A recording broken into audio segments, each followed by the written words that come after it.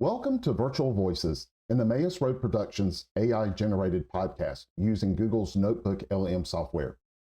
Join our virtual AI hosts, Eli and Miriam, as they review one of my previous videos.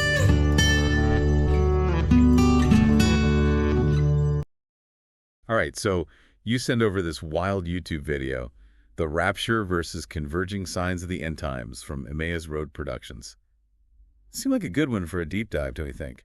Definitely intriguing, especially since end times prophecies, especially about the rapture, always gets people talking. It's like everyone's trying to crack the code. Yeah. I've even seen some folks claiming they know the exact date and everything. Oh, absolutely. There's always a certain fascination with trying to pinpoint the exact moment. But what I found interesting about this video was its focus on these converging signs. What a term, right? Always makes me think of like cosmic events aligning or something. Yeah, it's a powerful image for sure. And I think it speaks to this human need we all have to find patterns and try to make sense of the world, especially when it comes to something as big as the end times. I mean, who hasn't looked around at everything happening and wondered, is this it? Is this a sign? Exactly. And this video taps into that. But instead of getting bogged down in date setting, like you said, it takes a step back and looks at how interpretations of these prophecies have actually changed over time, particularly since Israel was reestablished in 1948. Oh, yeah. He talks about that, doesn't he? Like how the early church had a totally different perspective. It's all about historical context, right? For the early church, the Second Temple was still standing, so their understanding of prophecy revolved around that. Then comes 70 AD, and boom, the temple's destroyed. Talk about a turning point. Wow, yeah, to have that center of Jewish worship just gone. It must have completely changed their whole worldview. Absolutely. It forced them to rethink everything. Their faith, prophecy, the whole deal. And that's how those different schools of thought popped up. Amillennialism, postmillennialism, praepurism, all grappling with these big questions in light of that historical event. So different ways of interpreting things based on what was going on at the time. Yeah. Makes sense. Right. And then fast forward to 1948, Israel's back on the map. Suddenly those prophecies hit differently. It's like a key piece of the puzzle just slid into place for a lot of people. And that's where this whole converging signs idea comes in, right? Yeah. Exactly. He uses this awesome visual in the video, a timeline starting from the crucifixion and going all the way into potential future events. And his point is that things we see today, like wars, natural disasters, even moral decline, they might not be signs of the rapture happening this very second, but rather indicators of the broader picture, like breadcrumbs leading to the second coming. Okay, so not the main event, but definitely part of the story. And it's not just these big general signs. He gets into specifics, too. And that's what makes it so compelling. He ties those signs to current events, like take the COVID-19 pandemic, for instance. All that global chaos, the uncertainty, it really resonated with that sense of things intensifying in the world, which a lot of people connect with end times prophecies. And it's not even just the huge global things. It's like he's finding those connections everywhere. He's really looking at it all through that lens, isn't he? Remember what he said about charging cables? That threw me for a loop. At first, I was like, what do charging cables have to do with anything? It seemed like such a strange connection to make, right? But then he explained it. Like, government's pushing for standardized charging cables, everyone using the same one. He presented it as a possible step toward the kind of global control that some believe will happen during the end times. It was a wild thought. Like, suddenly I'm looking at my phone charger in a whole new light. What about you? It really makes you stop and think. It's that question of how we interpret the world around us. Are we seeing signs because we're looking for them? Or is there something more to it? It's a question that has no easy answers, that's for sure. Definitely gives you a new perspective. And I think that's what's so fascinating about studying this topic in general, right? It makes you question everything. It's a lens through which to view the world, to think critically about current events, and to examine our own beliefs. Okay, so we've got these converging signs, potentially, maybe leading up to the second coming.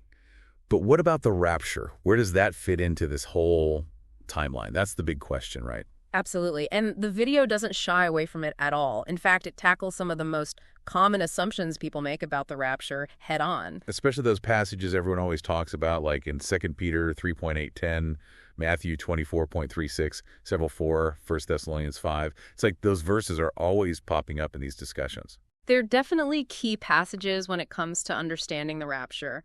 And I appreciated how the speaker didn't try to force a specific date or get lost in numerology. Oh yeah, the whole date setting thing. It seems like every few years there's a new prediction going viral about when the rapture is going to happen. It's understandable, though, right? There's this human desire to try and crack the code, to know exactly when these things are going to happen. Totally. It's like wanting to know when your birthday surprise is, even though it ruins the surprise. Exactly. And the speaker in the video, he calls that out. He even mentioned this one book he came across that was all about biblical numerology. I feel like I've seen a million of those. It's like they're trying to find a secret code in the Bible. It's tempting to get caught up in that, to try and find these hidden meanings and patterns. But it's important to be careful because you can start seeing things that aren't really there. You can really go down a rabbit hole with that stuff. Absolutely. And I think the speaker's point is that we shouldn't get so focused on the when that we miss the what. The what being? Being spiritually ready? Is that what you're saying? Exactly. Yeah. It's not about knowing the exact date, but about living a life that reflects that readiness, regardless of when the rapture might happen. It's like that analogy he used about the teenager home alone. You never know when your parents are coming back, so you've got to be ready, whether it's in 5 minutes or 5 hours. It's such a great analogy because it captures that balance between being prepared and not obsessing over the specifics. It's not about being scared or anxious, but about living in a state of constant readiness. Living like every day could be the day. Exactly. And I think that's a really powerful message, whether you're coming at this from a theological perspective or just thinking about life in general. It's about being present, being engaged, and living with intention. I like that. It's not about being afraid. Yeah. It's about being aware and ready. Okay, so we're not setting dates here, but the video does get into some specific time frames, right? Especially when he starts talking about Daniel's prophecy, that whole 70th week thing. What's your take on that? Well, Daniel's prophecy, especially Daniel 9.2427, is definitely a cornerstone of end times theology. It introduces this idea of a 70th week, a 7-year period that many scholars believe represents the final 7 years before Christ's return. Okay, so that's what the 70th week means. 7 literal years. And a lot of people believe that's when all the really crazy end time stuff goes down, right? A lot of people do, yes. It's often seen as a time of tribulation, of intense persecution and upheaval on a global scale. So you've got the rapture potentially happening, then this 7-year period, the 70th week, and then the second coming. That's the general idea, right? That's a common interpretation, yes. But the speaker in the video, he suggests something a little different. Oh, here we go, another curveball. I love it. So what does he say? He points to the part of Daniel's prophecy about a covenant being confirmed by the Antichrist with many, and he suggests that this covenant signing might actually be a distinct event from the rapture. Okay, I think I remember that part. And he seemed to think that many could potentially refer to Jewish people, right? Right. And that this covenant signing could potentially mark the beginning of that 70th week, that 7-year tribulation period. So it's not necessarily a back-to-back kind of thing like some people think. Yeah. It's possible there's some time in between? That's his suggestion, yes. He's essentially proposing that the rapture could happen before the 70th week even begins. Okay, now my brain is really starting to hurt. We've got these converging signs of potential rapture, then this covenant being signed a 70th week, and then eventually the second coming. It's a lot to keep track of. That's an understatement. Yeah.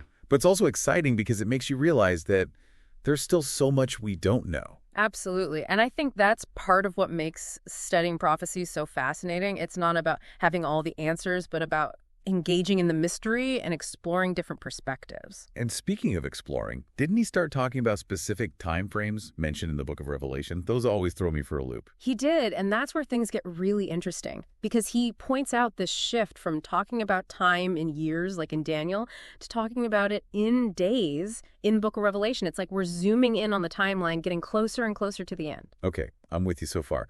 But where do these specific numbers come in?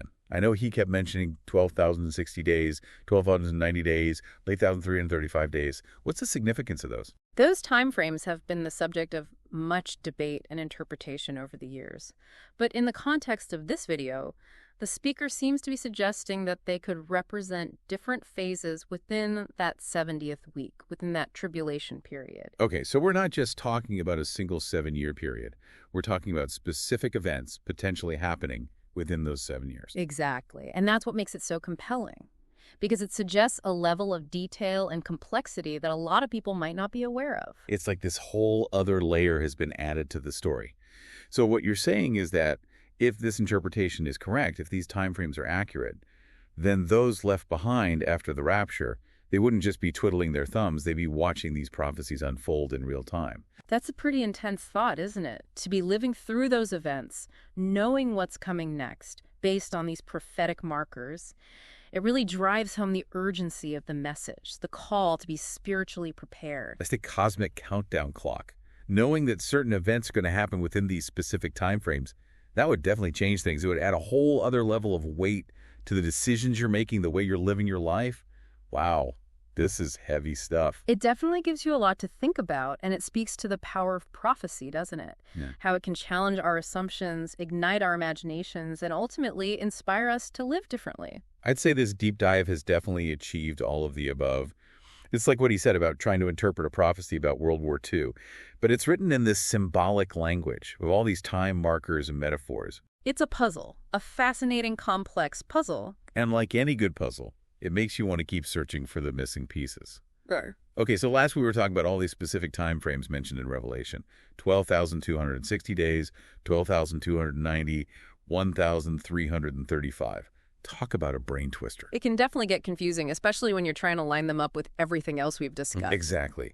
But I think where we left off was this idea that these time frames could represent specific phases within that 70th week, that tribulation period. Right, and what's interesting is that the speaker doesn't just throw these numbers out there as isolated events. He connects them to what he sees happening in the world today. It's like he's saying, hey, these ancient prophecies, they're not so ancient after all. They're playing out right in front of us. Exactly, and whether or not you agree with his specific interpretations, I think that's what makes this video so compelling. It forces you to look at current events through a different lens. It's like he's saying, what if this is it?